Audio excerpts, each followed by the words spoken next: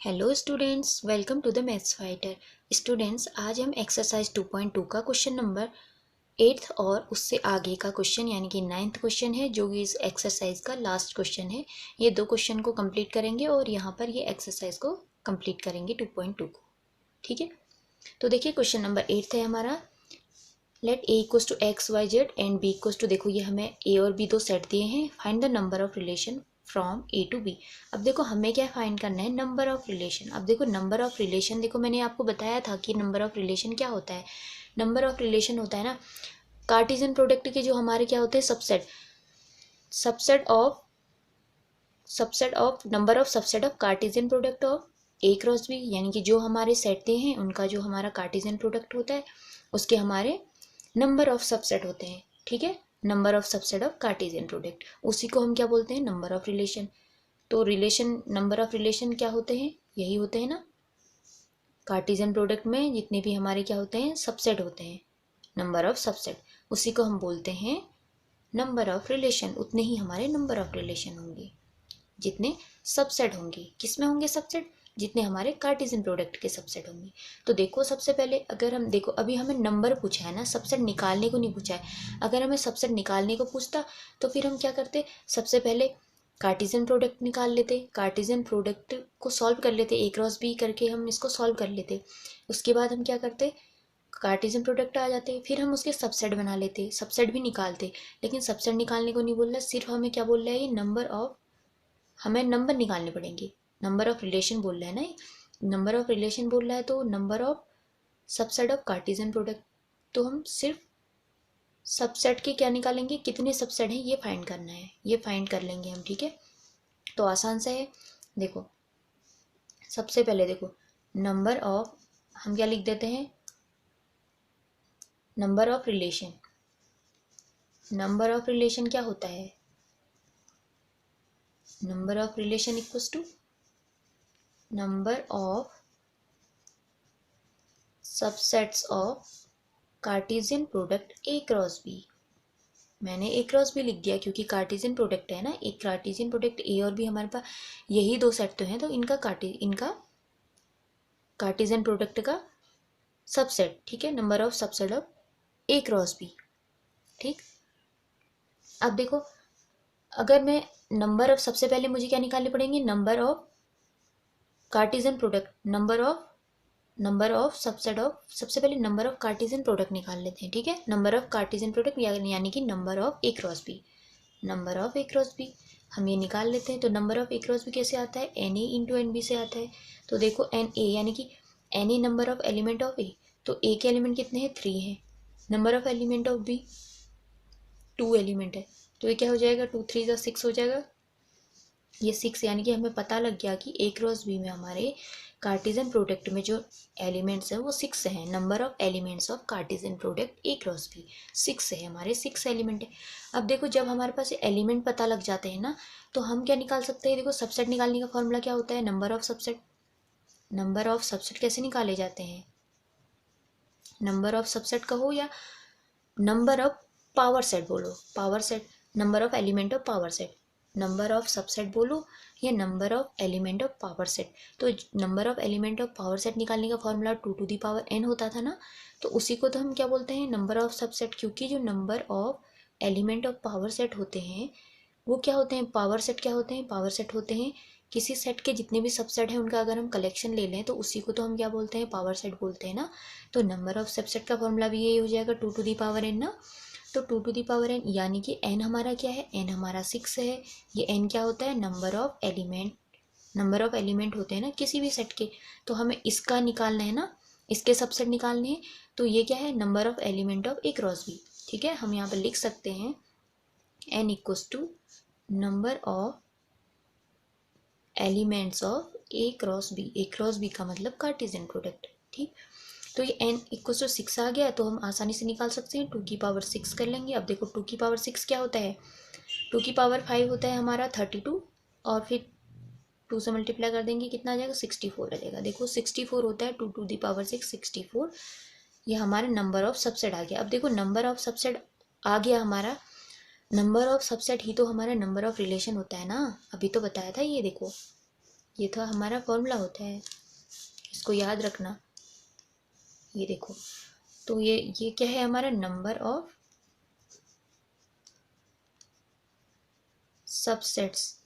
Subsets of A cross B.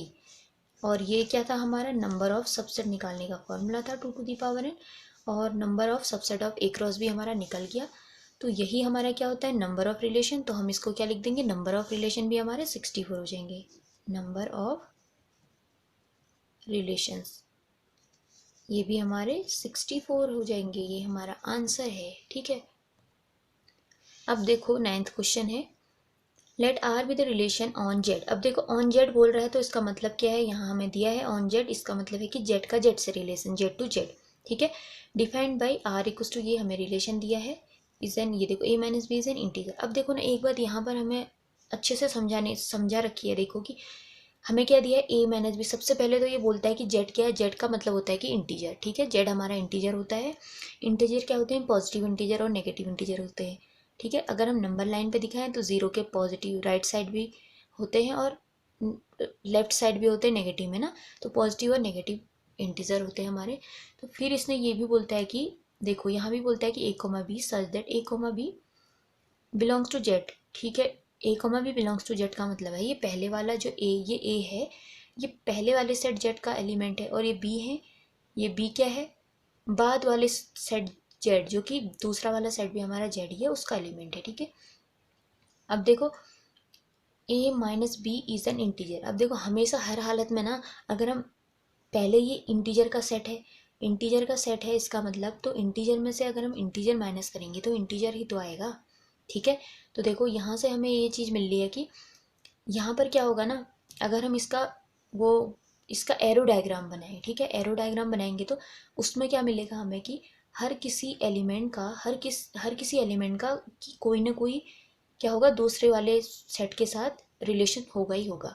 हर किसी element का relation पक्का होगा, ठीक है। कोई भी एलिमेंट नहीं छूटेगा, हर किसी एलिमेंट का दूसरे वाले सेट में हर कोई रिलेशन होगा ही होगा, ठीक है। दूसरे वाले एलिमेंट के साथ किसी सबके साथ रिलेशन होगा, किसी न किसी का, इन सभी वालों का, इन सभी में एक का किसी के साथ हर किसी का रिलेशन होगा, ठीक है। तो कोई भी एलिमेंट छूटेंगे ही नहीं यहाँ पे। देखो ये बड़ा अच्छा क्वेश्चन है। देखो हम क्या ले लेते हैं, एरो डायग्राम से समझ लेते हैं, ठीक है। ये एरो डायग्राम देखो, जेड का जेड से है, जेड टू जेड, जो हमारा आर है जेड टू जेड, ठीक है। जो रिलेशन है जेड टू जेड का रिलेशन है ना। तो देखो ये ए कह रहा है, अभी हमें एक्स और वाई में नहीं दिया है, तो इसके एलिमेंट को हमने ए से दिखा दिया, इसके एलिमेंट को हमने बी से दिखा दिया, ठीक है, दूसरे वाले सेट के। तो देखो ये इंटीजर की बात कर रहा है, तो हम क्या लेते हैं, जीरो से ये 1 ले लिया, 2 ले लिया, हमने इतना ही लिया ऊपर तक, और भी वैल्यू आएंगी -1 -2 और भी वैल्यू आएंगी, ठीक है। 0 1 2 ये भी तो वही होगा ना, -1 -2, ये देखो ये वैल्यू है।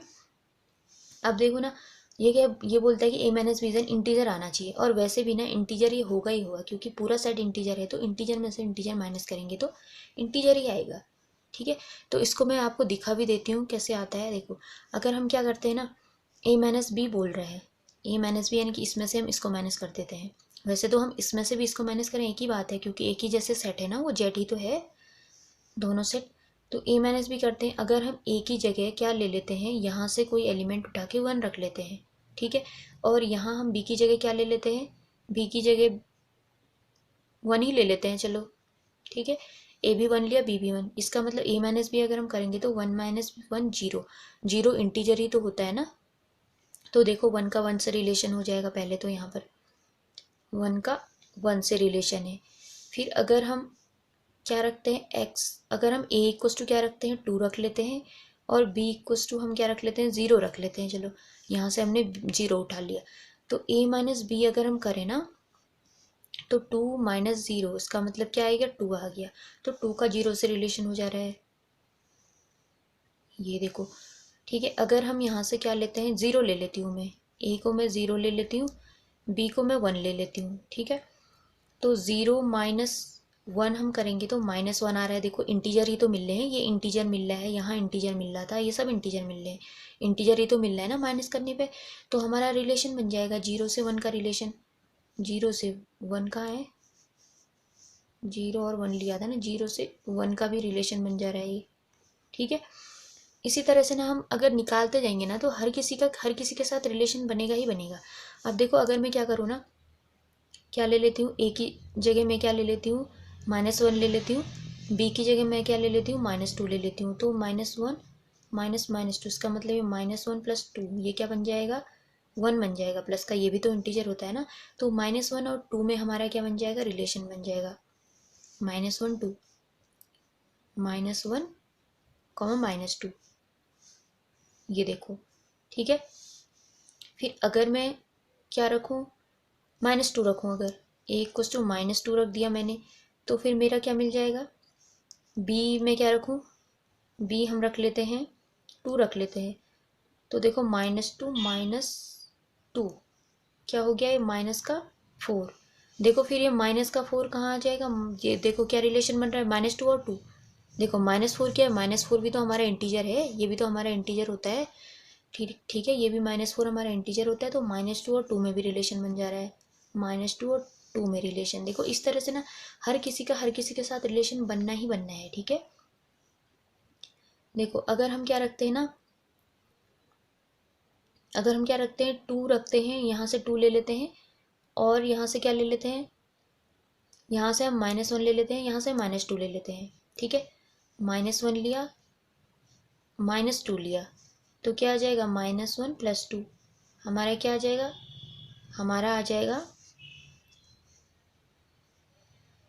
-1 और -2 तो मैंने ले लिया है। अब मैं कुछ और लेती हूँ,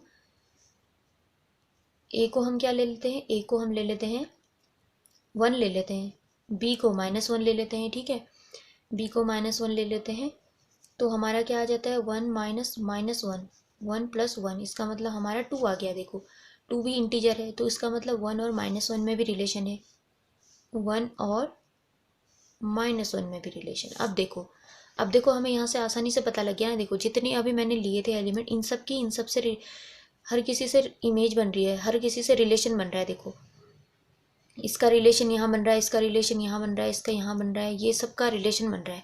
ये आपस में हर किसी से रिलेशन किसी न किसी कंडीशन में बन ही जाएगा, ठीक है। तो देखो कोई भी एलिमेंट खाली नहीं है। अब देखो हमें तो क्या फाइंड करनी थी, डोमेन और रेंज फाइंड करनी थी, ठीक है। अब समझो कि जो डोमेन होगा, डोमेन क्या होते हैं, डोमेन वही तो होते हैं ना जो कोई भी बचे नहीं रहते हैं, सारे एलिमेंट आते हैं। अगर हम सारे निकालते जाएंगे ना ऊपर तक, जितने इंटीजर है, नेगेटिव में पॉजिटिव में कहीं तक भी, तो वो ना हमारे सारे एलिमेंट आ जाएंगे, कोई भी बचेगा ही नहीं, सारे से एरो जा रहे ही होंगे। हर किसी का रिलेशन बन रहा होगा दूसरे वाले सेट के साथ, ठीक है। कोई भी खाली नहीं बचेगा, क्योंकि इंटीजर आना ही आना है, कुछ भी रखो तुम। तो ये हमारा सारे एलिमेंट आ जाएंगे जिनका रिलेशन हो रहा है। तो ये क्या आ जाएगा, डोमेन हमारा जेड आएगा, ये पूरा जेड है ना। तो इसी तरह से रेंज क्या होती है, रेंज वो होती है दूसरे वाले सेट में जिससे रिलेशन बन रहा है, इन से रिलेशन बन रहा है ना, जिन से। तो हर किसी से ही रिलेशन बनेगा, यहाँ हर किसी से बनेगा। तो ये क्या हो जाएगा, ये भी जेड हो जाएगा, क्योंकि ये भी यही चीज़ है ना। तो रेंज और डोमेन और रेंज हमारा दोनों जेड आ जाएगा। तो ये हमारा आंसर हो जाएगा, ठीक है।